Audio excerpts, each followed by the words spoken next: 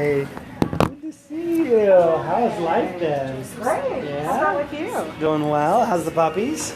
Oh, they're good. Yeah? One of them was attacked Oh no. a week ago Sunday. Coyote or other dog? Another dog. But she's okay. She's okay. Hi, June. I was at my office literally. Was that last Thursday at like 3 o'clock in the afternoon, and there's just two coyotes just bouncing right through our little industrial park, and I'm like, hi guys, usually you guys should be doing something else right now, but okay, cool. I hope you don't find any small cats, dogs, or anything Oh, they else. do, believe me. Yeah, they Where is your industrial park? do. I'm up off Winchester, so it's a little bit out of town, but it's Yeah. still one of those where you're just like, Yeah, that kind of is. Hmm. But you hate to see them. Where are you out there? I know you're shopping. oh, Murrieta Hot Springs with Raw Red's a little bit different. Yeah. I love my You're dipping them in the friend. apple, yeah. It's hard to See what we can do. Luckily, it's good for you now to try the cookies and dipping the cookies in there. It's good too. Is it chocolate? Is it double chocolate? It's raw cacao. It's cacao. And then we have the salted caramel up there, the chocolate chip. And then she also makes an amazing banana bread mix. And so you just add either egg or butter. We recommend the vanilla bean ghee. It works really well with these things. Yeah. Yeah, those geese are just they're just too stinking good. Yeah. So what is the ghee? The ghee is clarified butter, so all the dairy's been removed, and you can go up to Gosh. butter is $3.50 smoke point, ghee is $4.85. Yeah. GHBE, so Yeah. GHBE. And so, and the reason for taking out the, Well, the big thing with losing the milk solids is that a lot of people who have any type of allergy to dairy, they no longer react to the actual just pure butter oil. So it lets them get that true butter flavor without all the artificials, without all the dairy reaction that normally does occur. Here's the outline for the class. I'm gonna run out and get my bottle of water, which I went around. So, you know where Briggs and Los Alamos are right now? Briggs? Oh yeah, hey, we have some projects out there right now. So, that's where our office was, Uh-huh. and that's where I lost my breath. We're sure that's where she just disappeared, and the other one came back, but yeah, coyotes out there the next week too, so. Who made the cookies? Not me. Dana, who is the owner of Pred, she made them. And if you're interested, we have if you haven't signed SB Yes. 770 I need yet, to actually sign right now Okay. before we get so going. this is our petition. I just got from Marjorie Yeah. Montana had them out at Organic Roots yesterday. She had a petition. Oh, good. So if you haven't signed it, and or if you want to sign it, sign And I right. think I signed it online, but she said that's not any good. So No, it's got to be physical. Oh, okay. You want to sign it? Wendy? I did. Oh, you already did? Okay. They will totally She had it out at play Organic that Roots game. yesterday. Okay. I mean, She said they had a lot of people sign it. I don't Yeah. think it will. Well, we need like 400,000 signatures. So, for it to just get on the ballot. Yeah. Our government is taking over our lives. Oh, it's People insane. don't realize. No, People vote things and then they say, Yep. oh, it's unconstitutional. right. So, well, you voted that Oh, way. Yeah. is that? Did you Do you vote? want to sign it too? Oh, no, I didn't signed at vote. my chiropractor Oh, has you out. signed it, okay. I You don't know. already signed, right? Grace Meyer. We have a petition. If you don't want to sign it, it's okay. It's the government is trying to mandate school children to get immunized. So to take away the rights of the parents. If you agree, fine. If you disagree, then you might want to sign this. If you haven't already. If you're a registered voter in Riverside. It's kind of nice, it's white too. San Diego. On that MSN. I live in Okay. Colorado. I do Later. have a San Diego one if you want to sign it. Oh, yeah. Yeah, I don't have much. If I forget it. Only then thing I'm not gonna for go to sure the- is whether or not It's SB 277 we're getting good if you want to sound. look And into it. thank God my kids are grown. I heard it. Yeah, so You have the the music issue going? really Does is that not music just the have the music going? immunization, it's just another right that's being taken freedom away from people, yeah. That's the problem. And it definitely Yeah. is every aspect. Yeah, Every Especially aspect in of our our life. food. Yeah. Every aspect. yeah. Well, It's not as every bad as other aspect, countries, yeah. so believe me. This America is still fabulous. Still But the wonderful. fact that Yeah. they, that when they farm, they, make us do all these things to our foods and, Mhm. that type of thing. But America is still a fabulous place to live compared to a lot of Yeah, that's other part of our countries. salad bowl Yeah. program, so Yeah, these few are more also years. looking for, yeah, Yeah. Yeah. that's also what I And wanted then, to see. and then Yeah, right, where do you go? yeah. You don't. So it's $15 twice a Mara, month. this is great. They've taken over there too. This is our first one. Yeah, you told Yeah. me you were gonna have. Yeah, yeah, aren't they beautiful? Yeah. Oh, yeah. Are they aquaponic or? It's grown enough Pretty in a much tower over garden, there. so it's part Men of. rule the country. Which That's is, what which it's is called. what I was Talk about- hearing. Yes, You know, the talk tower, back to yeah, your so man this is in what Japan. grew from then, from when you came to You the might class lose your to now. head. Look at that neat bottle. Literally. Yeah. Isn't that cute? I've never seen that before, sorry, but it's like half full there. It looks like a tower.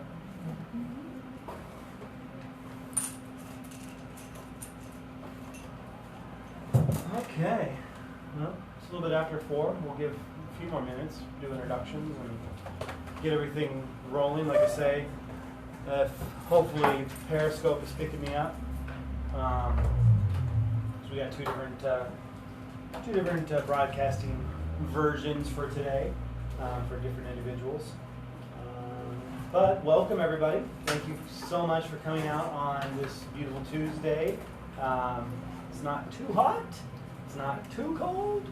It's kind of perfect, but we'll see how it changes. Like I said, Yeah. luckily with the weather, you're not going to be happy all the time. But we'll like I say, for Southern California, it's still pretty stinking good. So it is interesting. We're coming to the second half of the year and doing these talks on a monthly basis. It's been a lot of fun to go so many different parts and so many different aspects about the body to kind of learn details and ways of keeping our entire system very healthy in a holistic mindset and learning a ton of these little bits of what's going on in our systems, and a lot of times I think that's the most critical piece of why we do these classes, this discussion, is the idea of education first. Know yourself a little bit better, know what's available to you, so we can come up with better solution systems instead of just thinking that there's only one opportunity out there for us to be able to find a way to control the way our body's operating. So it's very, very critical for me as a health coach to really give people some beginning basis information to kind of learn how to, and a lot of times, rework their thought processes, misinformation, get some material in there that's a little bit fun and interesting and exciting. But our topic for today is an interesting one because I think it's one that we sort of take for granted, almost like when we did our skin discussion. People just don't always think about it. But bone health and joint health, until the moment that you actually have an injury or something breaking down, you just expect it to be there. And that's one of the unique places, is that if we don't think about nutrients for that system, for the skeletal structure, for all the connective tissue, we're kind of shortchanging ourselves, because it's very rarely a issue of right this moment you can start to actually correct that system. There's a lot we can do with some of the other aspects of the body to actually change the way it's working and have a pretty immediate effect. With bones, it's kind of unique because if the system itself is failing, it's a long time to get that ship turned back around. So we really want to be focused today, even if someone would come up to me and say, oh, I went to the doctor, I had the scan done, my density's good, I don't need to worry about this. Well, that's today. The idea is this is a process. It's definitely one where we want to see people getting ourselves into better and better practices. Hi, welcome. My whole concept in all this, let's have a seat. Yeah. Is the idea that I'm working today for the body that I want to have when I'm 126. Not waiting until I'm 125 to be concerned about it. The idea is that that's the only way to really make this game work for us and not be ultra stressful. So today it feels like you're spending all your time holistically minded and very health oriented, and that becomes the easy practice of getting yourselves into a healthier body for tomorrow. And again, it's very unique if you look at people's transformation process. They go from standard diet, all of a sudden, then they finally switch over to maybe a little bit healthier food options, organic foods. They switch away from organic foods into local farm and fresh foods. Then they get into growing their own foods. And by the time they step into that person they are who has their own organic vegetable garden, maybe even having their own livestock, their own process surrounding them, they've moved out to an area where they can actually do that. They've changed their whole lives around all for their own health. To where if you would have talked to that same person the first day of trying to begin their process, they would have told you that's crazy that they would ever be a farmer, and they would be taking care of their own food and doing it themselves. So it's interesting how we go through this change, and that's where I think every class that we come into on a monthly basis helps us kind of step one more little step closer to the idea that everything you're doing is healthy and focused on you and really working for yourself. So with the topic, we'll actually start like we start all of our classes with our conscious breathing exercise. For people who are new and joining us for the first time or catching us on either Ustream or Periscope, the idea is what we're going to do is an exercise of breathing very deeply and focused and understanding that we're using our full lung capacity. Definitely is what we call the 1-minute meditation. The idea of just giving yourself this time to breathe deeply. We're going to do 7 seconds of breathing in, and you're going to hold whenever you're done breathing in until we breathe out for 8 seconds, all the way down to where there's no breath left. We'll do that twice, so that's 30 seconds, and then just 30 seconds of just nothing going on, just to relax and be calm for the first time, maybe this week, maybe today. And so we'll do that to start, and then we'll get into all the other great details from there. All right, so if you'll just join me, 7 seconds of breathing in. Holding at the top there, and then 8 seconds of breath out. All the way down to that spot to where there's really nothing left, and that's when you know you're good. And then breathe back in. 7 seconds of good breath in, full lungs, and then 8 seconds of breath out.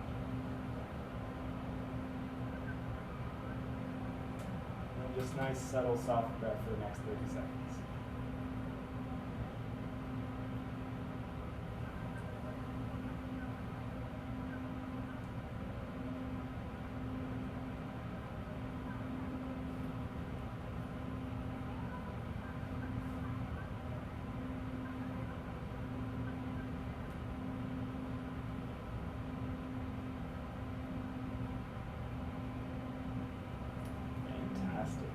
Like I said, the amazing thing about doing that is that the room becomes lighter, your brain becomes active, your body becomes healthier, and if you can do it every minute of the day, you actually change your life in a very short period of time. For everybody who's joining us through the online feeds, again, that's just the greatest way to take control of any situation, any moment. If you're stressed, you're worried, you're anxious, you're anything other than happy, the idea is breathe. Start there. Then take a drink of water. Then eat a little something nice and nourishing. We've got the beautiful paleo cookies here, so feel free to try. The idea is, again, look at your body in cycles. One of the big things I want everyone to learn this year about themselves is, and my main theme is that we are interconnected. So if we can grasp that concept that there's no one part of you that's separate from the other, doesn't matter if it's the hair on the head or the pinky toe, it's all interconnected. It's not a car or a machine to where you can just swap a piece out, slam another piece in, and it's the same. It actually has so much more going on in terms of the understanding for the interconnectedness of our bodies. And that's where it's a holistic platform. That's usually going to be the best because you take into care and consideration all the different aspects about how a body can be healthy. instead of just, oh, this one symptom is causing a problem. So let's get into this. I'd love for people to give questions and everything during the talk. I want you to actually take home as much information as possible. These classes are actually a lot of times meant to give the individuals who are here the ability to go out and talk to other people about this. That's one of the best benefits that I know I can give, is that I don't just have 5 or 6, 10 people in a room. The idea is I'm going to hopefully in the next week reach 20 more, and then 50 more, and then 1,000, and then it just keeps growing in that direction. And the idea is the more we keep participating, the better off we're going to find ourselves always kind of getting this whole concept. And like I say, we're on the bones and the joints now, so we're really getting to the framework of a person. So it's interesting because, like I say, I always like to start off a class with a mindset change, and a way of actually getting you out of your old mode of thinking sometimes. And that is, we always think of it as the actual structure of the body, the skeleton system. It's what holds us upright, and that's kind of the most energy we sort of ever think about it. We don't really give it any other credit. But one of the big things about thinking about the bone health is that this is where all of your pH balance occurs. If you don't have proper pH balance in your body, it's a bone-derived issue. And the unique thing is one of the biggest symptoms in our society that we can 100% say, and this is a huge piece in knowing where we are in society, does anybody here have a cavity?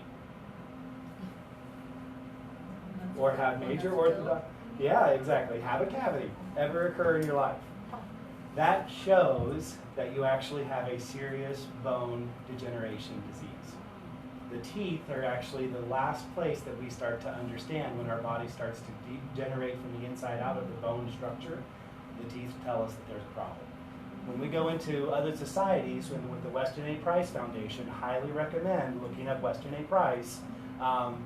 Most native cultures, zero Western influence, have beautiful, brilliant, multiple 4-topped crown teeth, big teeth, large size for their head, evenly spaced, beautiful palate, open jaw, everything's gorgeous, and they've never seen a dentist in their life.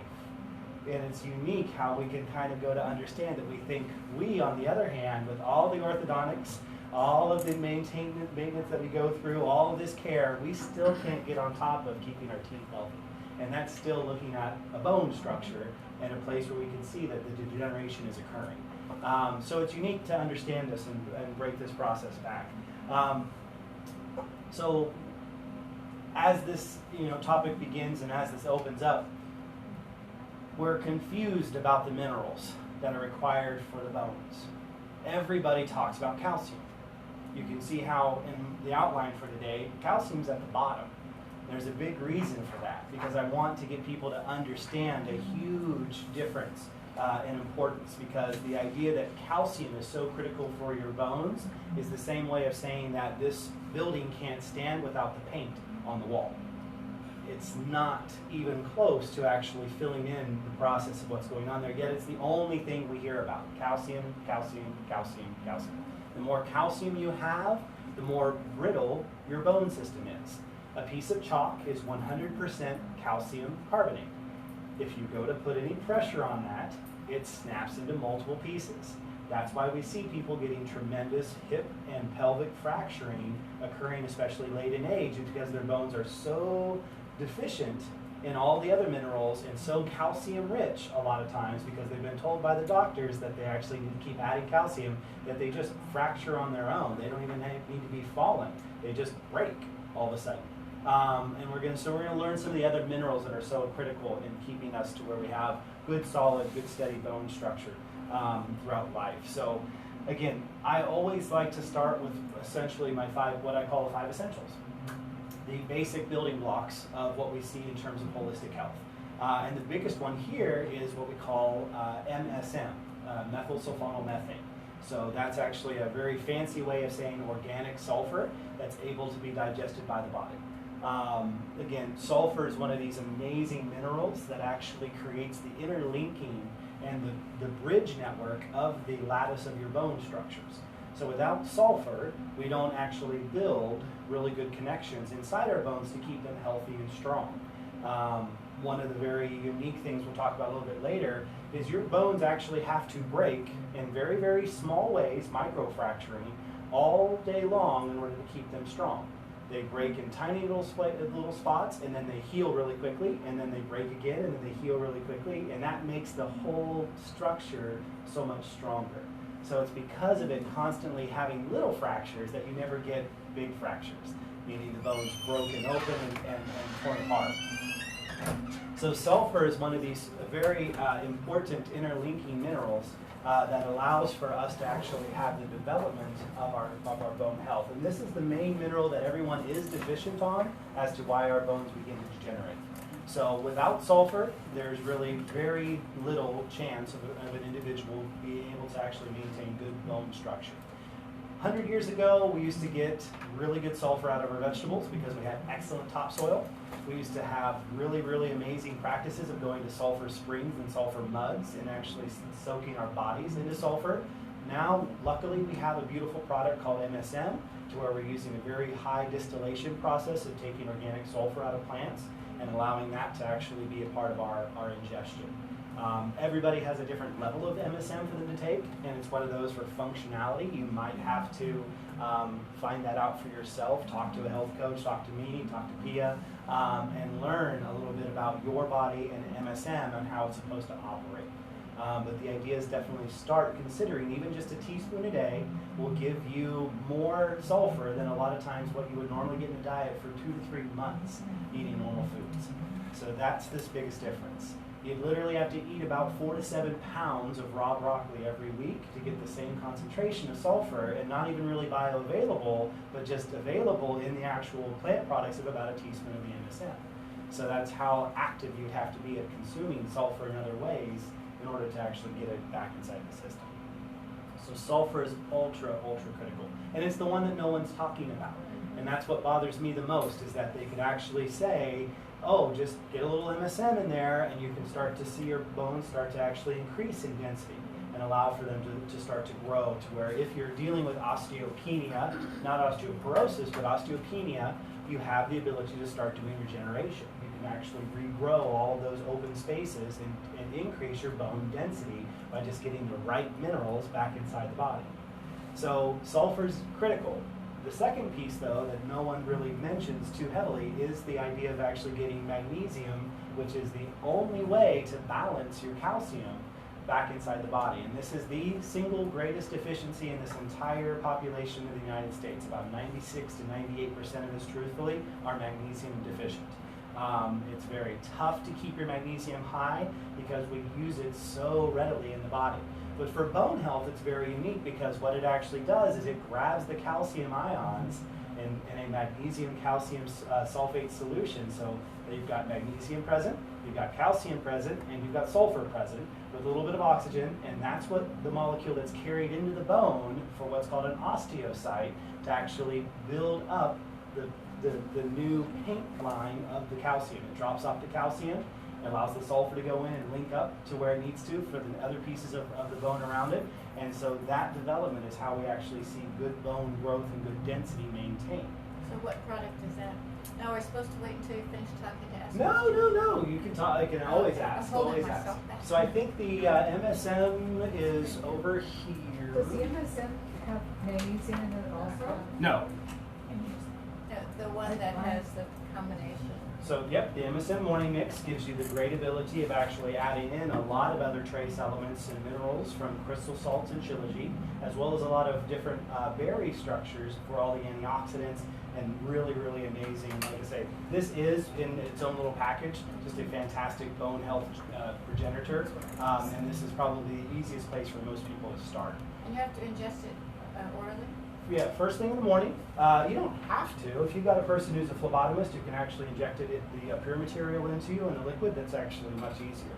But most people aren't phlebotomists. So the idea is, and this is the probably my next. I'm getting closer and closer to needing the IV drip for the MSM. But it is one of those where your body learns how to process this so much more effectively. See, now you need to create that. Now we all want that. How do we inject ourselves? The European system in boutique medicine there, for most individuals, a store like this, they would literally have lounge chairs in the back and you just sit down. They'd hit you with the vitamin C drip, they'd get you glutathione drip, you'd just be hanging out for a while, drinking a latte and loving life. They were doing that in Tijuana. Yeah. Now, can you put that in the bathtub like you do the? You can. I would not, because of the expense. It's so much easier to throw really cheap Epsom salt, which is far easier to buy at Yeah. $10 for 10 pounds sometimes, and that through the bathtub. So yes, nutrify your bath water with adding Epsom salt, and your skin will absorb that through. MSM can go in the bath water, but you're relying on your skin to do that regulation. And there's so many more other benefits to taking MSM in the body for your liver, for your joints, for your hydration, as being an antioxidant than just letting it absorb through the skin. And honestly, I would say, like me, I do both. So I have my bathing material and then I have my actual ingestion material. So that way I'm getting it from both directions and really doing that full investment on the sulfur. Magnesium, oh yep, go ahead. Is MS in any of the foods that we buy? No. It's not in. No. Not on the label. It can't be. Well, they can add it in as a product to help you absorb and improve your liver function. So there can be certain products that do add MSM in, but MSM is not a natural food component or anything to where you could actually. Sulfur is, but when they just do the distillation, you get MSM to get this pure white powder. This is a concentration of all the sulfurs that come away from different plants. So that's a little bit different. Our magnesium comes in either an oil or a gel, and the unique thing is this means that, like you were saying about the bath, one of the best ways for absorbing magnesium is through the skin. It seems to actually do a much better job than if we put it in the intestines. Magnesium in the intestines is technically a laxative, and so it's tough because we really want high doses of magnesium to finally get over a deficiency. And so by putting it on the skin when you're walking around and not in the tub, this is the best way to go around with technically putting salt water on your skin and letting it absorb as much as possible. And then the tub and doing nutritional bathing and hypersailing the actual tubs. Or there's a beautiful facility that's just on the other side of the street here called the FloatX. It's a very wonderful place that actually does 1,000 pounds of Epsom salt for 100 gallons of water. But you can't get in It's there. I tried to get in there. He either needs to. clean. They're always cleaning, which is a good thing. Yeah, it's like 3 weeks to get an appointment. It can be, but the idea is try to, and if it becomes popular, I'm sure he'll get more And tanks. isn't there something right There's there? right here, Dr. May, she has the, Yeah. have you been to the salt rooms Salt yet? The salt room, yeah. So yeah, that was popular in Utah for a few years ago. Are the walls salt? Yep, the Yep. walls, the ceiling, the floor, everything. Everything's got We've salt lounge tiles. chairs in there, it's Fabulous. very I know. relaxing. Yeah, salt Feels saunas. great on your feet. Mm-hmm. Yeah. So Yeah. doesn't one of these liquids contain MSM? Isn't it? There is a little bit of MSM that we actually put in for better absorption, and that way it goes through, goes through the skin a little bit easier. But some people are again reactive in their skin to sulfurs. So you just want to check to see if you have any kind of allergenic or any kind of issue. Whereas the gel has the aloe vera and the seaweed extracts that makes it a little bit calmer for the skin. So that becomes a big benefit there. And how much is the white powder? This is 13. 13. So magnesium is there as the assistant to actually bring through the sulfur and the calcium and actually get it to start bonding together in order for you to actually see overall increased strength. So when you're magnesium deficient, your body will keep prioritizing magnesium to do things like digestion and nerve function and muscles, and more so than a lot of times it will the bone. So that's one of those where if you're having a deficiency, it's always going to be an effect to the bone system because it's really not going to be the highest priority of the body. And that's why we see degeneration in a lot of our aging process. And that's a big way of seeing this understand. And the same thing goes back to talking about osteopenia. If you start to see that you have degeneration in the osteocytes, then the best thing to do is to start working at that point to really rebuild the overall skeletal structure. This brings us to a compound called silica. And silica, believe it or not, is actually where you get every ounce of your bone's strength and flexibility and support.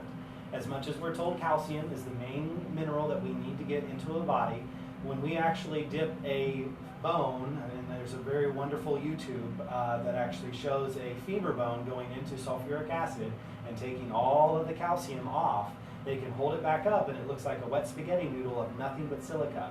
And there's not a lot of calcium that was actually there in the beginning. And it's so unique to understand that the majority of the bone is silica. And silica is this amazingly flexible mineral. That's why we are able to actually do, a squat kind of jump thrust lunge and land and not fracture these immediately. If they're full of calcium, they break like chalk. If it's got silica, then everything in here is flexible. There's little tension cracks, like I say, those microfractures are occurring, but they're being re-healed and repainted over every time that happens with the calcium to keep the density overall strong. So what do you have in silica? So silica is very interesting because it's very difficult for our bodies to pull it in from a lot of the plants because we don't digest plants very effectively. But things like mesquite, lucuma, maca, baobab, all have some portion of silica in them. Horsetail tea, if you've ever heard of that, old world tea system to be able to chew the actual horsetail that they have inside the tea, because it's in the plant fiber that the silica remains, not in the water. And again, you can use different types of liquid extracts for silica. Positive Powers, local company, does a great job at producing a silica extract, or even just trace minerals will have sometimes a silica extract. But water-derived silica is a fantastic way of putting silica back inside the body and understanding that that's where you're getting your good strength from and the flexibility to maintain moving around with our bodies without having any kind of major fracturing occur. So again, that's where it's so unique how we've come through this process of talking about these minerals, sulfur, magnesium, and silica, and oh, by the way, yeah, you need a little bit of calcium too. And it's unique because our governmental system has reinforced this idea, and yet now with better understanding, and again, the Weston A. Price Foundation and Dr. T. Colin Campbell, the countries that actually do more calcium supplementation, especially from milk products, so fortified milks, actually have higher incidences of major compounding femur and pelvic fracturing than the countries that don't. So here we've been bought this whole concept of marketing, milk does a body good, and yeah, it can be helpful, but it also is one of those where it's not the only solution and answer. And so many people out there, oh, I drink my vitamin D milk, I'm good. And they don't believe there's any other material they have to take in to keep their body healthy. So I really want people to say that to somebody who they know who might be suffering from bone degeneration and say, oh, hey, by the way, I've heard that sulfur, magnesium, and silica, way more important than that calcium supplement you've been taking. Can you pull that out? Because the moment they do, a lot of times, too much calcium creates gallstones, kidney stones, hardening of the arteries, hardening of the joints, degeneration in the brain, loss of the pineal gland, loss of the hippocampus, the amygdala, all of the brain organelles, because when your body has too much calcium, it's just trying to shove it any place it possibly can. So you'll develop bone spurs, you'll develop osteoarthritis, you'll develop hardening in the Achilles tendons, you'll develop plantar fasciitis, where you get the calcification of the actual tendons on the bottom of the feet. All of those are over-calcified diseases that are usually caused by a doctor's recommendation to add more calcium. So it's such a unique process to get through this whole into our true health and to know that we're actually benefiting our bodies. Joseph, does the Shilajit have silica in it? A little, yes. Clay minerals do have silica. The problem with clay minerals is that it's an inorganic silica. A plant needs to digest the inorganic silica and put it into organic structures in order for us to actually be able to absorb it. So it's very tough to pull it in to come on in to get it without a plant touching it first. So luckily with Shilajit, it's very different because it is old plant tissue deposited at the bottom of the ocean, ground down by million-year processes, and then finally given back to us as a food. So yeah, there is some. And it's definitely a part of that trace mineral structuring that we need. Believe it or not, you actually need platinum for good bone health. As a trace element, you are part platinum. You're part gold. And the beautiful thing is our body actually needs those heavy metals in order for us, that are actually very good for us, the precious metals. And to where we even, like I say, finally getting our body, and that's where it's unique because Shilajit, as she mentioned, has 74 to 76 of the 82 elements that we need for human health inside that mineral fish. And just a 1/16 of a teaspoon is enough for a daily dose. But does she have that, do you have that here? The Shilajit? Shilajit, yeah. Yeah, we have it somewhere, right? Yeah. And boy, is it delicious. Mm-hmm. Oh, no, it's not. It would taste really good in the chocolate cookies. You know what tastes good is the Hosho Wu. Yeah, Oshu does taste good. That You tastes know, awesome. that- Shilajit is a fantastic mineral donor. That meat Fantastic. complex you told me tasted horrible, It so I was does. expecting, it doesn't bother me. Yeah. Really? Oh my I gosh. just put it No, in the bees there. are good. Oh, Yeah, no. That's what I But I like thought. Shilajit, Oh, so. no, no. So how does that Shilajit is S-H-I-L-A-J-I-T. So, as we're talking about these things that we need to work into our bone structure, understand that there are a lot of other parts of our health that actually we're doing to kind of backtrack away from our bones and our joints. The biggest one being pH. So few people know about how to balance, observe, and understand their body's pH. And this is the largest contributor, like I say, that's the biggest function of our bones in general. It's a place for us to hold calcium, which is a very good alkaline mineral, in order for us, as our fluids of our body go to be more acidic, to balance that out to keep us in homeostasis. And so the unique thing is you're always leaching back and forth, adding calcium to the bone structure, taking it away when you become too acidic. So a diet that's very focused on and very acidic prone means you're going to be consistently losing more of the bone structure than you will be adding it back on. So that's where you start to develop that osteopenia, osteoporosis, and you get to the point of not having the proper bone density to support your body. So pH is very critical. The way to do this is to actually go and buy testing strips, and every morning in the very first urine be able to put the pH strip into the stream of the urine and find out how much of the pH, your potential hydrogen, is coming out through your urine. You can, not with the same strip, trust me, you don't want to do that, use a different strip. But the other thing is to test the pH of your mouth and actually find out what your saliva is. The unique thing is that your urine should be slightly acidic, about a 6.5, 6.7, and that's to keep everything in the urogenital system clean. So a little bit acidic is perfectly fine. Below 6.5, you've got a little bit too much acid in your body, and your body's letting it out through the urine secretion system. You're probably dehydrated. That's probably the first place to go back to, is how much water am I drinking, and get back to that 8 to 10 cups of good clean water a day. The idea, though, is on the actual saliva, it should be slightly basic. It should be a little bit more to the side of 7.2, 7.5. And that's the right level. If it's low and to the acidic side, then you know that the saliva in your mouth is telling you that your whole body is acidic. So if you've got acidic urine and acidic saliva, you can actually then even test it if you're sweat and do the same thing and find out if you're sweating acid. If you're sweating acid, acid in the saliva, acid in the urine, this is called acidosis. And this occurs very commonly in our society because most of the food products we eat, all the water we're drinking, everything that's going into our bodies, the sodas, all of those material, like I say, they're pushing us closer and closer to having worse of a decreased alkalinity. Now, you can have too much alkalinity, so don't go too crazy happy on the idea that, oh, hey, I have a pH of 8, that means I'm better than everybody else. That actually puts you in just as much of a damaged condition. Your body needs to be at homeostasis, and homeostasis occurs between 7.2 and 7.5. So that's the range that we need to operate. As soon as we go outside of that range, certain body functions stop working. So having too much alkalinity, not a good idea. Having too much acidity, not a good idea. You want to try to find balance. So it's fantastic because with pH balance in mind, we can start looking at ways of reducing inflammation on a daily basis.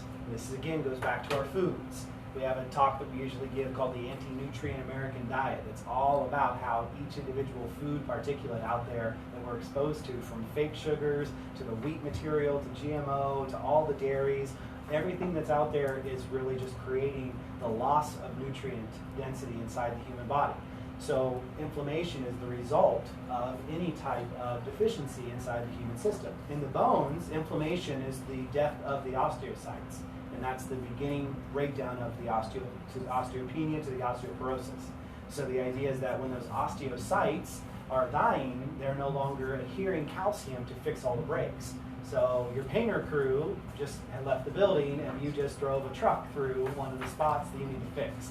And that's where we need to look at how to try to get our bodies back into better health.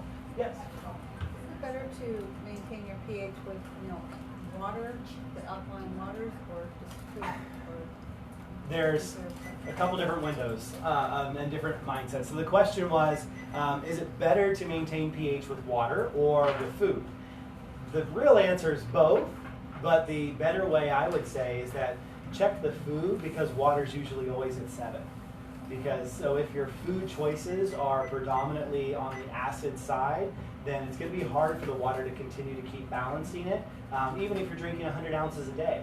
But that's one of those to where the food has a lot to do with it, and there are a lot of people who, again, very wonderful in their knowledge and expertise, say that we really shouldn't even be drinking water, that we should be taking water from our foods and eating water-rich foods and having that be the main way we get moisture, because the pH balance of those fruits and vegetables that are waterlogged are actually better for us than just straight water all the time. And this is all the time. It's very unique. So there's people who say drink a ton of water and that's how to get healthy, and then people who say don't drink any because you need it in other ways. It's unique though because we just want to make sure we are selecting a good quality water and that it's got a good pH balance. We don't want to be drinking water that's on the slightly acidic side or taking in a compound like soda that's actually, again, 2.4 to 2.5 pH, really acidic. We even want to watch some of our healthy drinks, things like kombuchas, different types of sparkling beverages. Sometimes what they put in them make them just as bad as a soda drink. Even though it's health focused, it still has carbonic acid in it, or it's phosphoric acid, or whatever it might be, and those are causing us to actually take in more acids to our diet.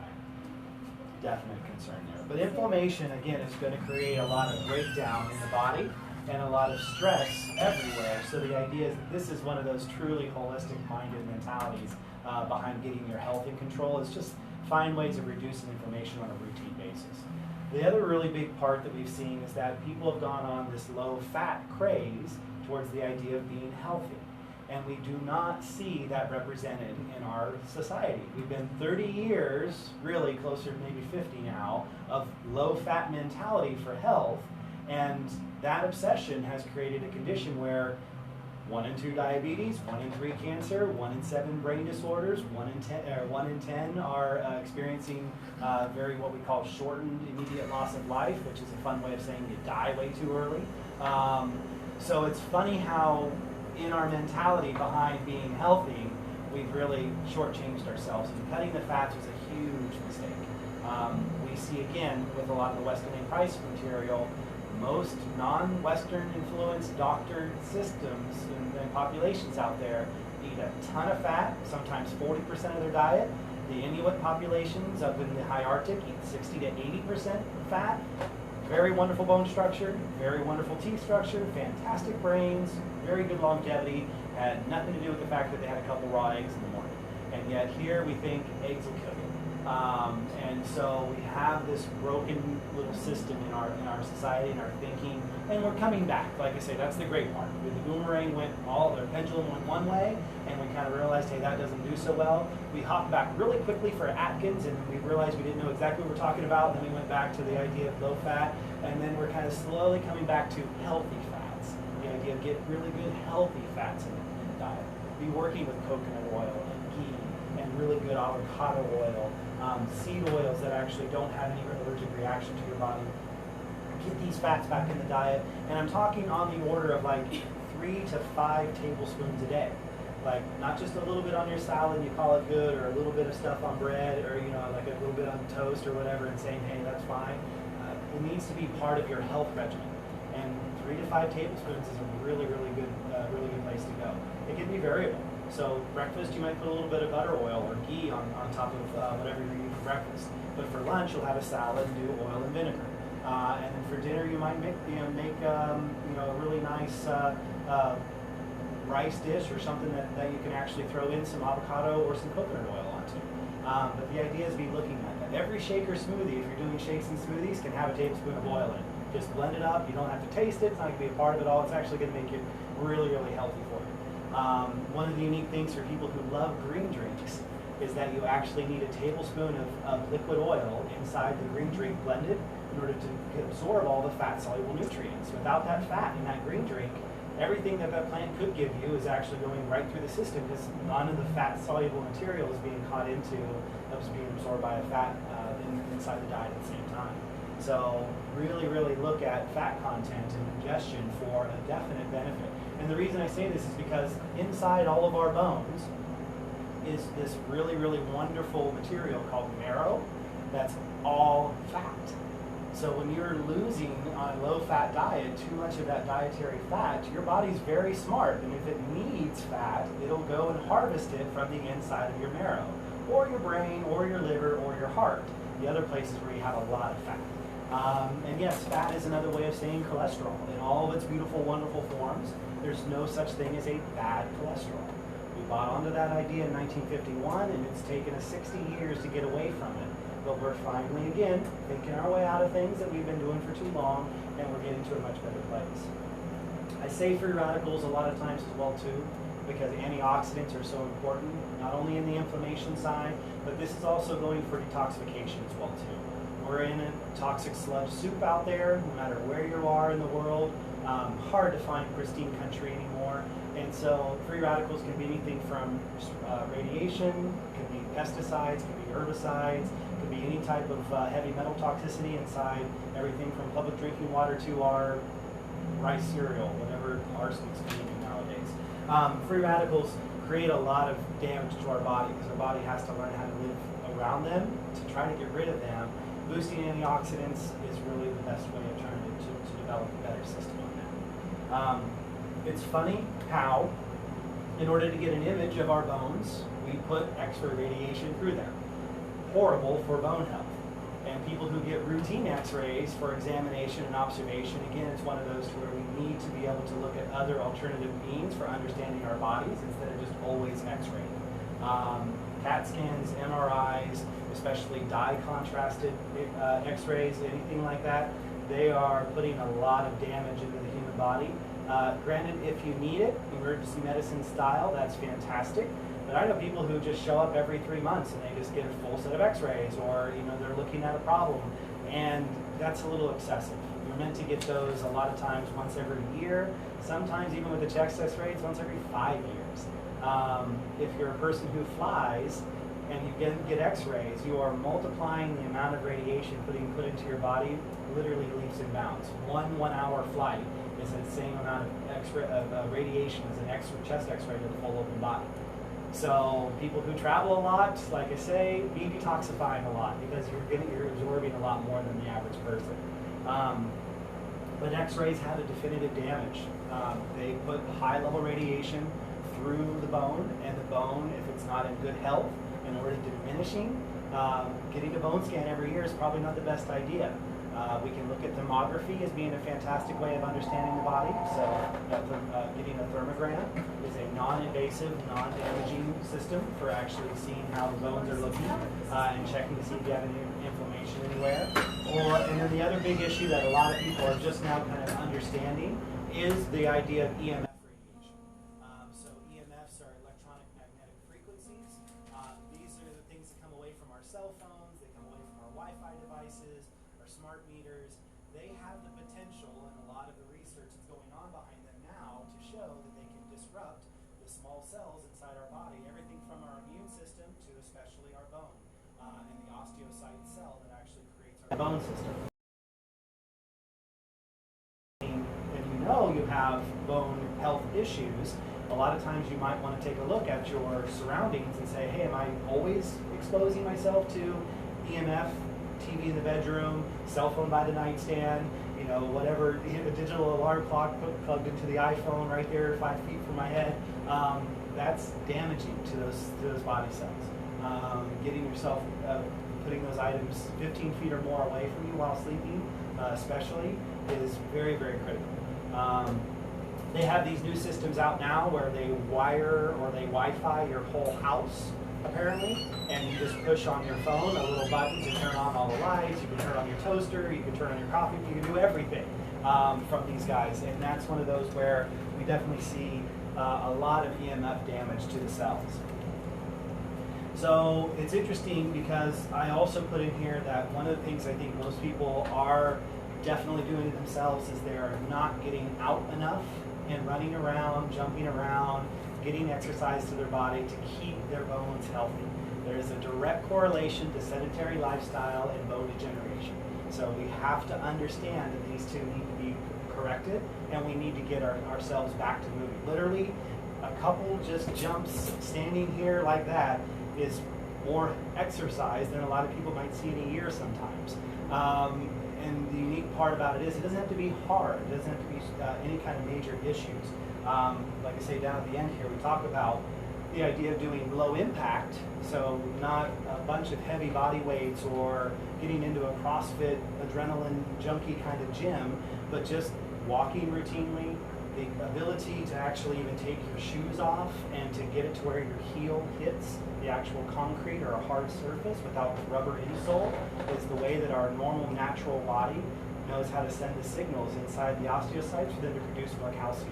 So when we want to use our calcium properly, we need to actually hit the heel onto something hard enough to send that vibration through, and that causes the calcium to actually be excreted out of the cell.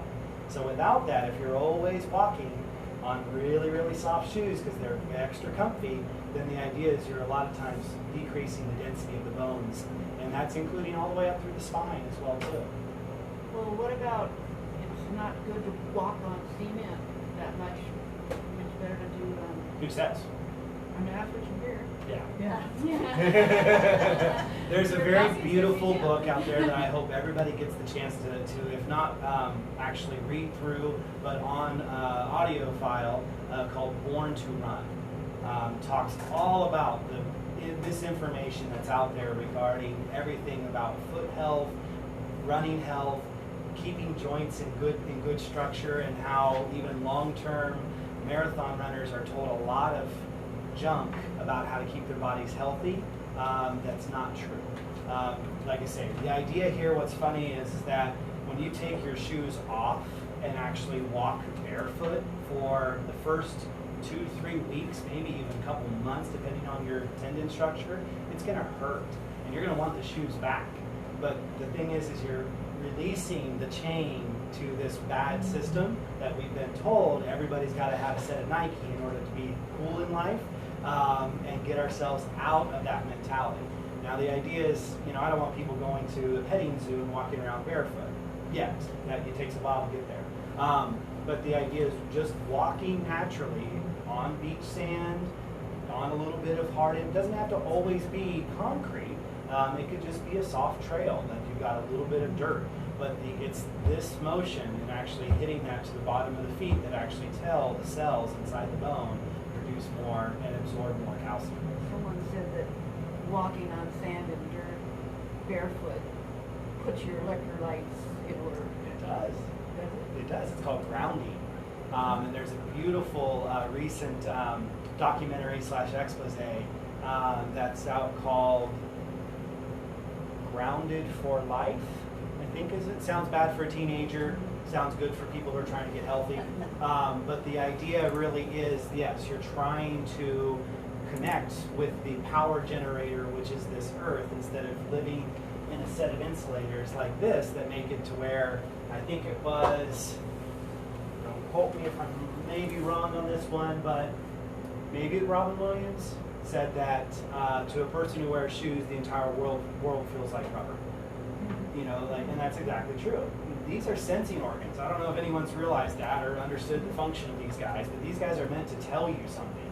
They're meant to feel things. They're meant to touch and grab and grip and do a lot of other functions. When they're locked up inside your shoes all the time, you're missing half of your thought. It's unique, even like I do, my office, anytime I'm at home. This is how I think, is literally barefoot, walking around in corners and just, even doing the whole bouncy like little exercises, because these nerve fibers that are down here in the bottom of the foot send signals up here, and they actually keep everything working. And yes, when you become grounded or in contact with the earth, it does help a lot. Yeah, but the concrete, as poultice, it draws moisture out of your Correct. skin. It So does. that's why people have said that too, because, Yeah. it's just like clay. I Mhm. like sculpting, but I hate sculpting. Because, in fact, I don't do it. I did it, because the clay just makes my skin so dry. dry. So I think it's about the same thing. So concrete takes the moisture out again, so you get cracked heels. Yeah. So Yeah. that's what you're thinking. And again, the funny thing is that if you have cracked heels, low magnesium, low hydration, and low fats is what's creating a cracked heel. So the idea is you'll actually be able to see, and that's what's so beautiful about the interconnected of the human body. Every little thing we see as an issue where we do something man-made to actually fix it, a lot of times we end up creating a bigger problem because it's not really getting to the actual reason why something started. So it's definitely a big piece in that. But lack of exercise, getting them moving around, the one thing we do so much more of below 20 years old is running around, jumping, moving, going, and again, it's our lifestyles, the rat race of what we do as adults that actually takes us away from the opportunities. I just have now 2 little boys, so they keep me running around, bouncing, doing all that kind of fun stuff with them. But once you kind of see yourself removed from them, even one more generation, the funny thing is you just don't do that enough. And you got to be mindful of your own body's health. It's not that I'm saying, but there are people who are in their 80s, in their 90s, who do amazing exercise and do their whole because they've focused on it. It's going to take time to get back into it, and you have to start slow and do what's best for you. But consider that. It's a very good, I don't like doing New Year's resolutions. I think it's hard to start things when everybody else is starting and failing things. So I always start things like right around, July, because then no one else can say, oh, my New Year's resolution is this. It's like I will start my own plan, and then I'll catch up with you in 6 months when you start your plan, and that way we'll see who's doing better. Adding just one good thing, taking one bad thing out every year is a great way to look at improving your health. So we did kind of mention a few of these already, but so Raw Relations and Artisan's Palette here, the company that produces these wonderful health food items, has this potential for giving you natural solutions on how to get your body healthy. Instead of the idea of going in for different types of Western medicine influence and doctoring, we really are trying to show people that there's a solutions package that's out here. The one that I didn't mention up until now, truthfully, and give it its actual full detail, is goji berry. Goji berries are fantastic for 2 reasons, really. One, they're a fantastic protein donor. So according with what we look at for berries, you not think a lot of protein, but they're actually about 40% protein. So they're really, really good for that alone.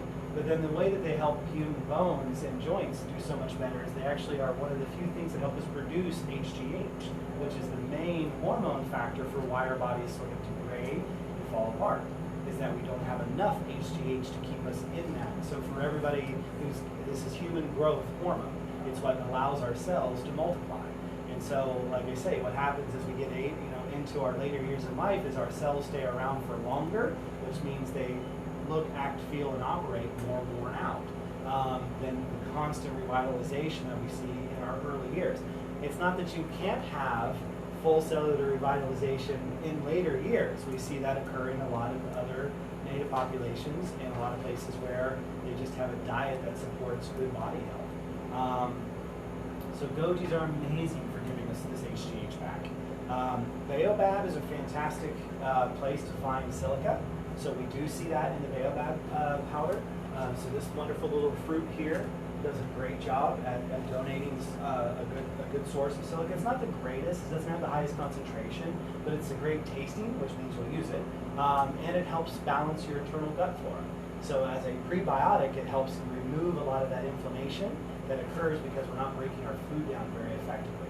So this becomes a really, really nice product for a lot of people to be considering on their daily routine of mixing this into fruit juice, smoothies, green drinks, whatever you might be doing for yourself.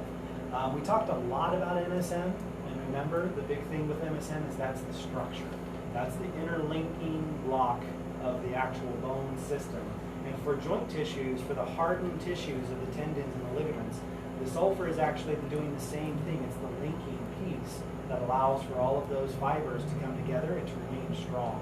So decreased sulfur in a body become ultra inflamed. Starting to ingest and actually soak in more sulfur, the body actually will start to become less inflamed.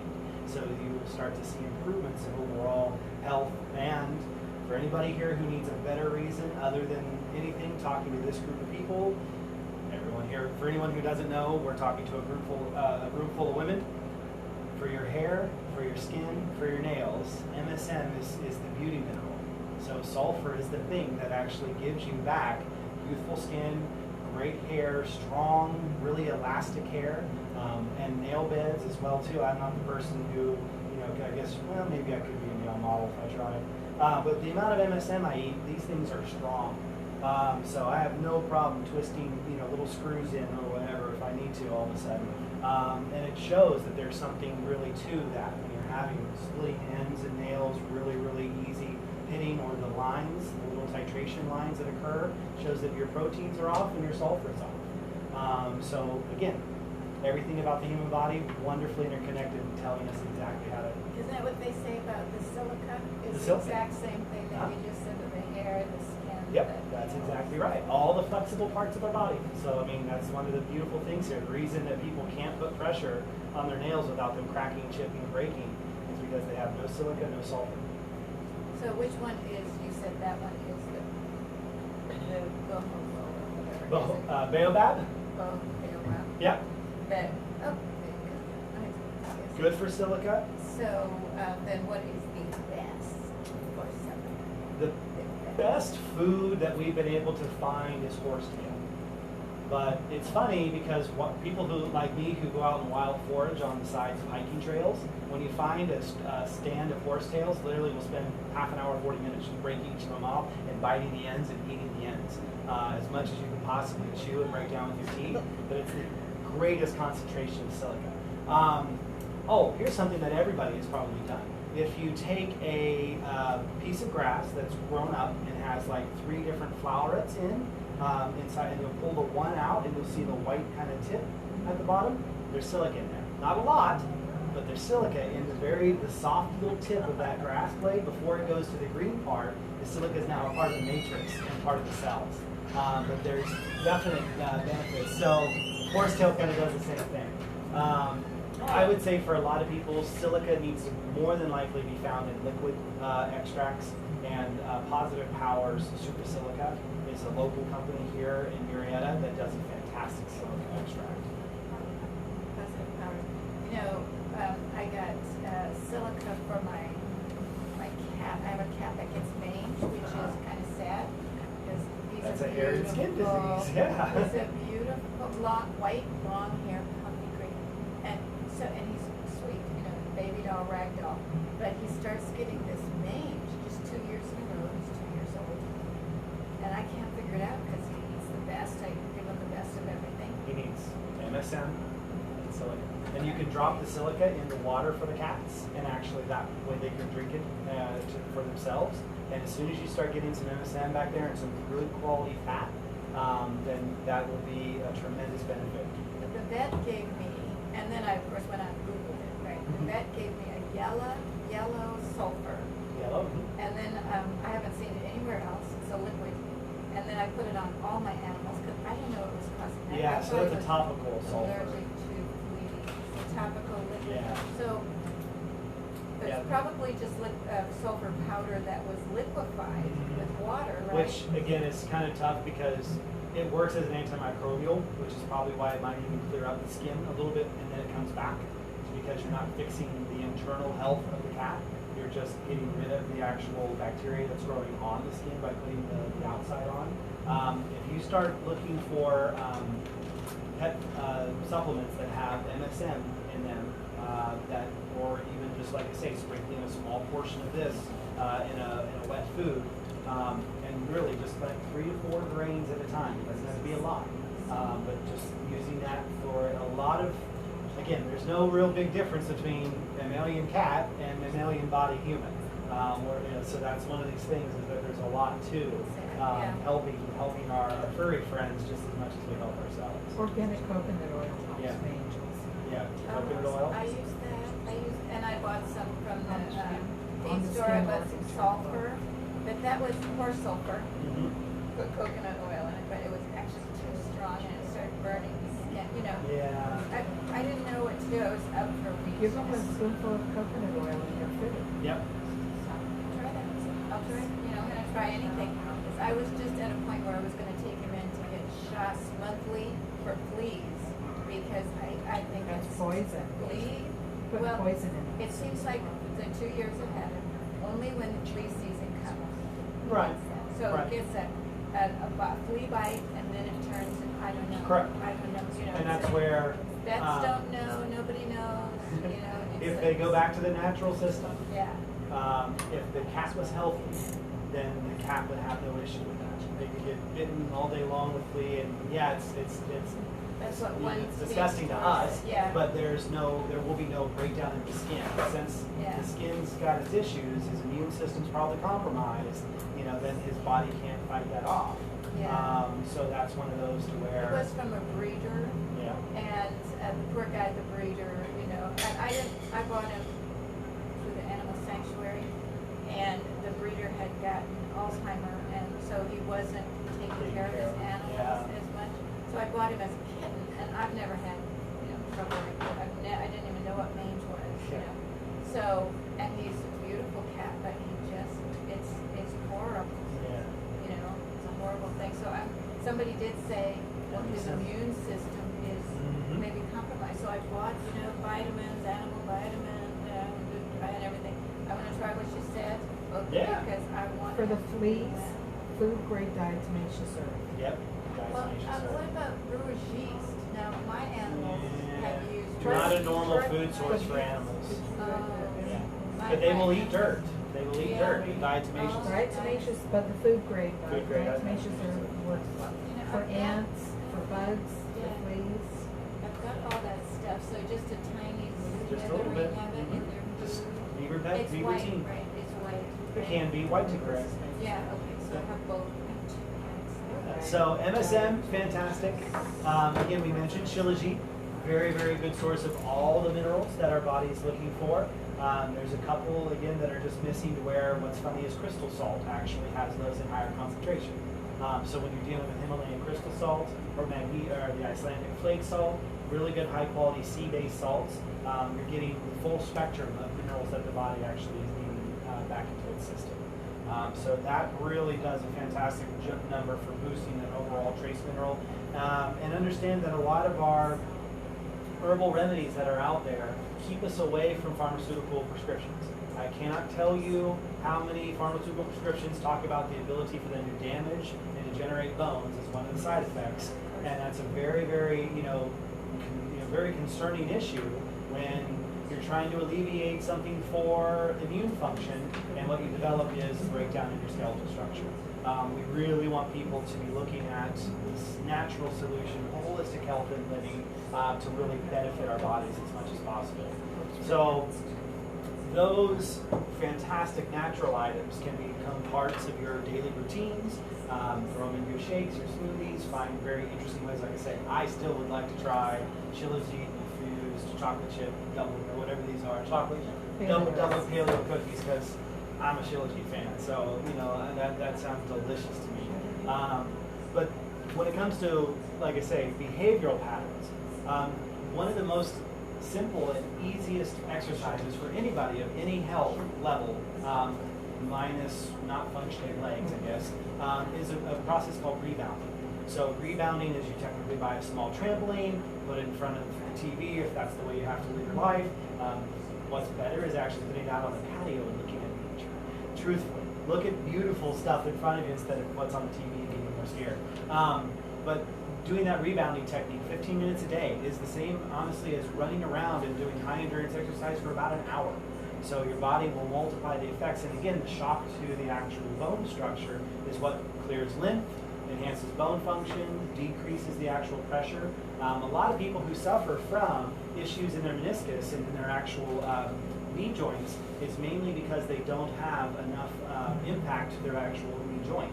Again, one of the interesting things is you're meant to hit the actual heel of your foot on that, and that sends a signal into the actual knee joint to produce more synovial fluid, which cushions your knees. So if you've got bone-on-bone knee degeneration, the issue here is that you're not hitting your foot enough on the ground to actually make it to where you're producing your own cushioning fluids. Same thing for the entire spine.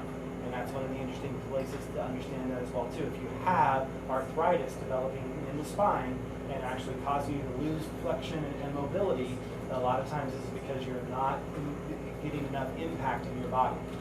What do you think about the boat ball? Bosu? Boat ball, that half ball, Yeah, Bosu ball. Bosu? Yeah, great for balance. Love it, love it. Yeah. But it needs to be, I think mine is a little soft. They have argons too. Can you pump it up? You can either pump it up and get it to that way, or they have ones that are literally hard plastic bottom, where Mine's a hard one. so. I think somebody needs to pump it up. I'm just haven't done it, but. No. Can I also mention that I was on blood pressure medicines and I developed neuropathy on Neuropathies, my yeah. feet and I could barely walk. I was using a cane and the doctors wanted $8,000 to do, lift or something. on Oh my yeah, feet. yeah. Well, I realized it was my blood pressure medicine that caused this.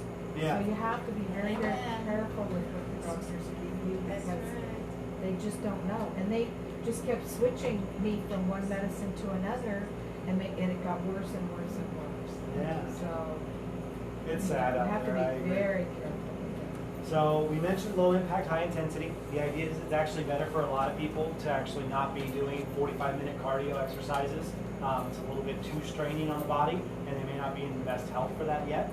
But 10 minutes, 5 minutes as a goal is actually something that even in my office, I just have a little timer that goes off every hour. And if I'm at the point where I can, I just do 2 to 5 minutes of exercise. And so we've got 8 hours in a day. By the time you're done, that's 25 minutes of a good day's worth of exercise, all done just in little snippets throughout the entire portion. And it doesn't have to be anything crazy, or it could just literally be feet raises on the edge of a curb, or it could be something as simple as honestly just walking up and down. If you live in a place that has stairs, just do 25 steps. Just get up and be moving. Again, when it comes to bone health and joint health, stay moving. That's one of the biggest pieces in there. We mentioned grounding, but that's definitely one of the huge lifestyle change practices that we can get back to. Eating organic food, being in contact with good earth, with good vegetables, with good food production, buying and supporting people who actually take the time and the energy and effort to do that, and getting ourselves back in contact. Again, we are an electrical system, so when we lose our electricity, that's the same thing like grabbing a flashlight, pushing the button and have it sputter out the end and go, oh, that's it. We need to recharge batteries. We need to take time off. We actually need to enjoy ourselves for a few minutes out of the year. The idea is that we need to look at ourselves a little differently when it comes to holistic health and understand sometimes the reason we're not sleeping well, we don't feel good, our stomachs are always upset, our skin's not doing what we want it to do, whatever the issue might be, there's always sometimes more than just what we see as the symptom coming out of the body to actually focus all of our attention on. And sometimes that's the biggest way of understanding how to be healthy, is to look at our lifestyles in a general way. As a health coach, that's how I work with individuals. That's what I do, is I come in and I sit down with an individual and we talk about what are you doing? How does it work? How do you operate? Where do you see issues are? What can we do to start fixing them? Did you know that there's this option? Did you know that there's this option? There's so much out there in this world, especially now, that 10 years ago didn't even exist, that we are so fortunate to be alive at this time to be able to start taking control of our health and our wellness. So I know there's a lot of details. I know we'll have some question and answering, but I do want to just say thank you to Pia for offering this wonderful facility and having this store here in town. Is so nice. So Artisan's Palette here in Temecula. It's one of those things, I guess, now with actually doing our broadcasts and talking to more people. Do you have a website? Yeah, artisanspalette.com. artisanspalette.com. You can find us, and if you have questions for me, if you're catching one of these feeds and seeing this video later, the idea is go to Brilliance Nutrition, either on Facebook, Twitter, to find out information, or you can email me at brilliancenutrition@gmail.com. So that way, if you have personal questions or something wasn't explained the way you like to hear it, we can work on that. Just send me a quick email. So let's go ahead and get, if there are a few questions here, maybe about 10 minutes or so, to kind of just go through any other details. Yes? Well, I just came from the doctor where I was getting antibiotics because I had a Uh-huh. So, what do you think about antibiotics? Terrible. I know, but what do you do? Colloidal silver is the best. Isn't it? Colloidal silver. Oh, yeah, I heard You that. can use it as a topical, take it internally. So that's one of the better ways to go. Again, I love the product out there. It's pretty pricey, but it's really, really functional, and it's called BioSense. It's an all-natural herbal remedy. It's one of the only products on the market that can kill everything from MRSA to HIV. Called BioSense, B-I-O. B-I-O-C-E-N-C-E. C-S-E-N-C-E. C-E-N-C-E. BioSense. Yeah, I know the doctor developer for that product. It's one of the most amazing non-antibiotic containing material. Uses all plant natural herbs, extracts, and oils, and it's just phenomenal what it can do. So, you take that to the antibiotic? What's that? You take that to the antibiotic? Oh yes. Yeah, no, I haven't touched antibiotic, or I wouldn't give it I mean, I antibiotic. don't, yeah, I didn't want to, but, you know, they scare you to death. Of course. If you don't, you know, you can be Money, right back in the money, hospital. money, it's You know, all- if you're not gonna take something, but Yeah. if I told them I wanted to take this, they're Oh yeah, they'd laugh at you, 100%. But again, they've not even been able to come close to developing anything that is effective as what this is, and that's where it's laughable. I mean, even the doctors who developed this have been kept out of our country. They sell it in China, they sell it in multiple other Southeast Asian countries and in Europe. Perfectly fine, no issue. This country, they said, nope, we're not going to certify your It's all product. money. Where do you buy it at? There's a website that they have. Actually, they just became legal to market in the United States. Before that, it was actually illegal for them to market in the United States. So now we might be able to start to see BioSense available for everybody here soon, which will be really amazing because it is the only answer to the superbug issue that's out there right now. So, it's pretty expensive right now. It's about $100 a bottle, but one bottle lasts the average person who's not taking like very large doses, a teaspoon to 2 teaspoons a day, about 2 to 3 months. Is if you're taking, like I say, just a half a teaspoon in water and drinking that throughout the day. But you'll use it as a topical as well too if you've got something that's actually affecting the outside of the skin. So it'll kill it on contact on the outside, and then you'll take it on the inside to get whatever could be actually contributing to it from the inside. But like I say, definitely not a good thing on the antibiotics. If you were, they were saying, take some probiotics, what would you Until you're done with the antibiotics, it's actually a little bit more detrimental to take probiotics.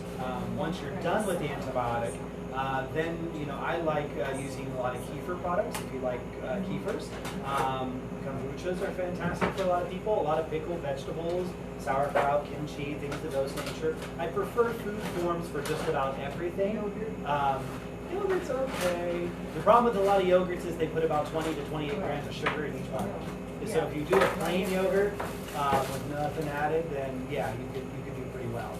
But the types of bacterium inside yogurt is very different than what's inside kefir or kombuchas or sauerkraut. So always eating yogurt as your only probiotic source is not the best idea. You want a variable. What is the difference? I mean, I drink kefir all the time. Yeah. And prefer kefir, but what is the difference? So you get only 2 strains of lactobacilli in the yogurt, whereas with kefir you actually have metaphytum, you have lactobacilli, you have the one that actually prevents listeria and listeria. So there's about 4 or 5 different bacterium strains in a kefir product. And again, it's just one of those where it's a little bit healthier. If you have to supplement a probiotic, I really prefer Dr. O'Hara for his developmental robotics. Again, understand with robotics, you get what you pay for. So if it's below $60, it's a lot of times not even worth it. If it's about 100 to 120, you're finally in the range of actually getting good value and to have it really affect the body. Average person needs anywhere between 50 to 100 billion units a day, and that's tough because most standard products out there have 20 to 30. So you got to take 2 or 4 or 10 and really burn through your stuff quickly. Like I say, it's a numbers game in the gut. So if you are take an antibiotic and cut the good guys down, then the interesting thing is you now have to go back in and not just add a little pinch into the pile. You want to literally change the pile and make it to where you've got everything you can. And you only have to do that for about 30 to 90 days. And then you can go and cut back to just eating your yogurts and keepers and all that stuff. But definitely let me know if, through your email how that's going for you, and we can give more specific recommendations. Yeah, thank you for showing up, everybody. This is a ton of fun. Very interesting. Yeah, like I say, so. Oh, fantastic. So I know that we are, just moving through the year with all our different topics. I didn't know if we came up with one that's obviously next in that sequence but look for the advertisements for next time, and then if anybody again even has like a suggestion or a comment that they would like for their particular, flavor of a talk like this to be focused around. There isn't too much I can't talk about. I have a, Yeah. there's a couple customers that I've had in the store Yeah. that have a gene mutation. I'm one of them. And she's one of them, MTHR. MTHFR. MTHFR, and then I had another one come in, she's now in a walker, and Yeah. she just got diagnosed with this one too. Right. And her body is so toxic that it is, so how would you, broach that subject? So we'll try to get this done in 10 minutes. Okay. So, for yourself, understand the way the medical system works is they play, come on in, you're fine. They play Russian roulette and darts with the human body Been there, done that, in order yeah. to try to figure out what will get the system to change. Yeah. The thing that they love is if you were a person who showed up in the 90s, they would have said, oops, you got Candida overgrowth. If you had showed up in the earlier 2000s, they would have said, oh, we're really sad, but what you've got is Lyme's disease. Oh, wait, hold on one second. And now the whole thing is everything's blamed on MTHFR. All MTHFR is your body has lost the ability to methylate. So in what's called the Yasko circle or Yasko cycle, I don't know if you've been introduced to that. No, not yet.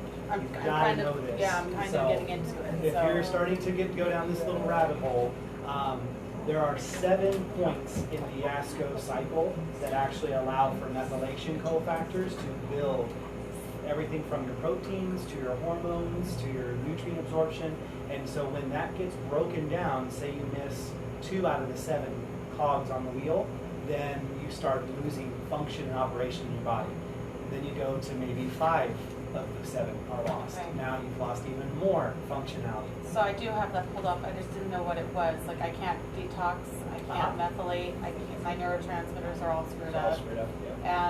And I have one of the 2 alleles for autism pretty much. So if I don't folate correctly, then I'm screwed there too. So Don't buy that. No, here's the thing. Epigenetically, your body has gone through however many years it has dealing with everything outside of you and you not really nutrifying your system.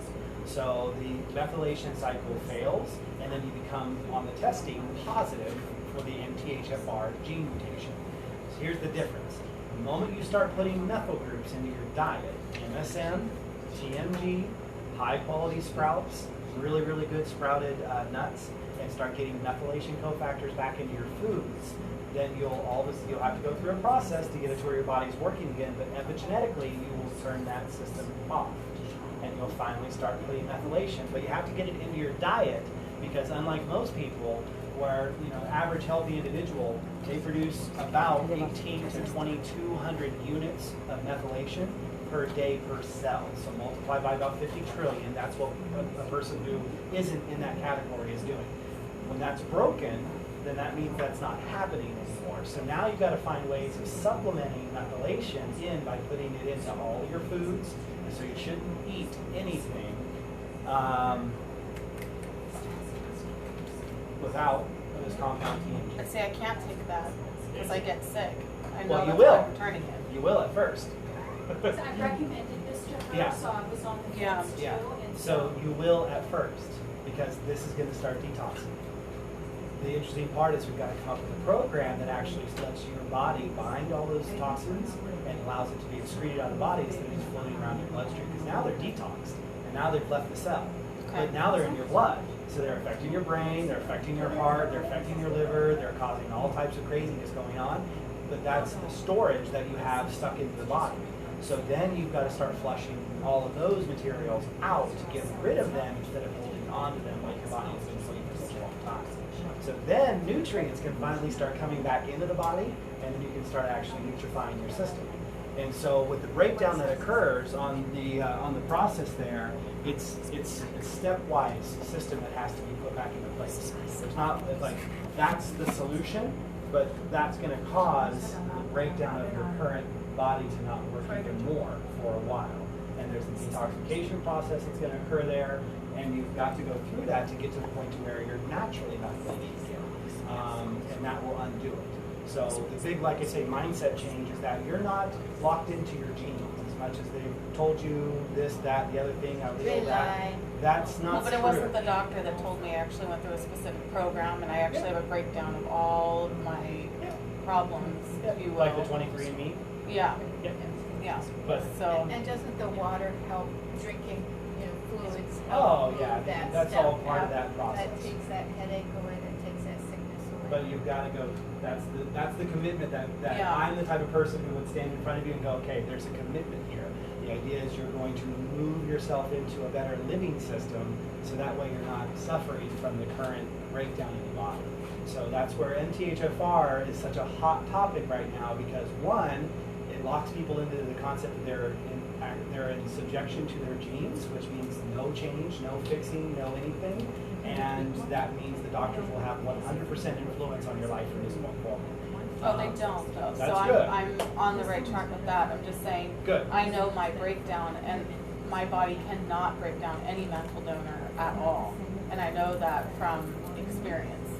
So, I mean, You can work you on know, it. so, You can work on it. okay. Because again, there are steps, but there are steps. Because right now, today, you say that.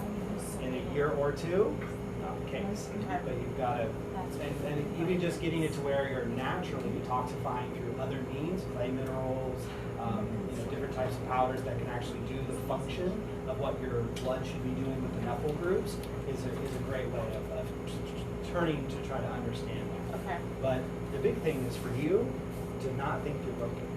Oh, I'm not.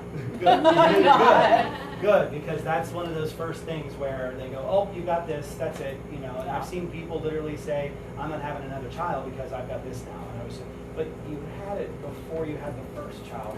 Yeah. Yeah, it's an issue, but we can work around it. And again, methylation cofactors and getting it to where the body can start working again.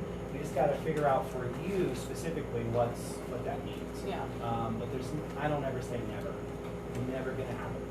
So you still suggest the TMG? Sorry, I was talking. Well, it's part of the process. It may not Yeah. be today. It might be too strong. Or the funny thing is you might literally be a person who needs like 2 to 3 grains at a time and major detoxification, and that can help.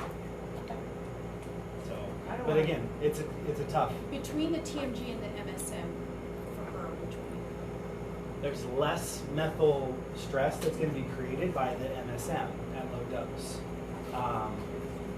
But they're both going to create detoxification. Yeah. And they're both going to target your liver. And that means anything that's not been processed and stuck in the liver that hasn't been filtered out, it needs to that's where it's going to be locked up. And the moment you take a spoon of any of those, it's going to flush, and then your whole blood system is going to go Yeah, crazy. but see, I had the opposite with the TNG. I did not flush. So, and it's been a few days, so So what do you mean? just, I haven't been able to, like, I couldn't urinate, nothing. That's what I'm saying, like, I'm trying to steer clear of the methyl donors altogether. Because I had a complete opposite effect. And that's where you got to be doing other things Yeah. at the same time. Just adding the TMG is not like that's where you probably should have been doing dandelion tea, drinking 100 ounces or more water, and then it would have eased that process in. Yeah. Like I say, that's one of those where there's no magic bullet, and there's no, but it's that whole living system of getting it to where we can create that better function. It being locked up in your body means it's just too much for it to process out. Again, your body's very smart, so if it says no, that's not going to work, then it'll just seize on everything, not let anything move, and the idea is to get it to where it's doing its natural processes, and even just enhance your natural processes as best we can before we even add a compound we know it's going to cause stress. But that's where it's a development system. There hasn't yet been anything to this date that I know of that's try that and that solves it, and you just walk away. Yeah, I mean, I've included other things, like I take DIM, or Dinolytic, whatever, it's like this long of a word. Yeah. So I take DIM, and I do all that stuff. I take chasteberry for my hormones. I mean, everything's just kind of Depends on who's making your iodine. DIM. Yeah, but I'm very good. My sister's an RN, so she's one of those on the good side. She's not the pharmaceutical side type Right. RN, so she's very with it. She makes sure I got the bright chasteberry and all that good DIM, good iodine, good selenium. I have all the good stuff going in. So. And sometimes, like I say, that just means you've got a year to process like that. You Yeah. just stay where you're comfortable, and then the body will change, and then you do something else, and you add more. People love to take on a project like this, and it's all at once, and it's a lot of times, just it's peeling back layers, because this could also, again, have been stomach induced in the very beginning, and then thyroid and adrenal breakdown years later, and then slowly methylation cofactors fall apart, and then you see how that progresses. Yeah. So that's one of those where we're still just kind of trying to understand it. But there are a lot of natural processes that I would say would start helping. Okay. Really see some big benefits. Cool. But it's definitely send me an email. Okay. See what we can sit down. Fantastic. 5:30. Thank you so much. BrillianceNutrition@gmail.com.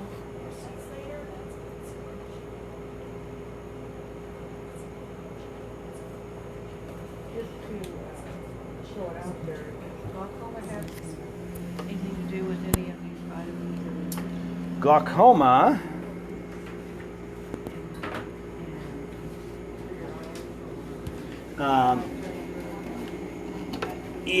Yeah, the pressure in the brain.